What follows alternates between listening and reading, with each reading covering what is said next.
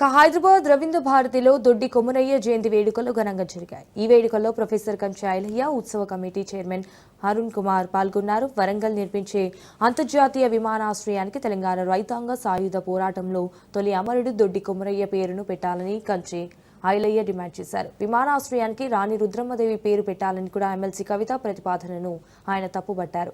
రాజులు రాణుల కాలం చెల్లిందన్నారు. తెలంగాణ అస్తిత్వానికి తొలి అమరుడు కొమురయ్య పేరు పెడితే ఆయన ఖ్యాతి ప్రపంచానికి తెలుస్తుందన్నారు.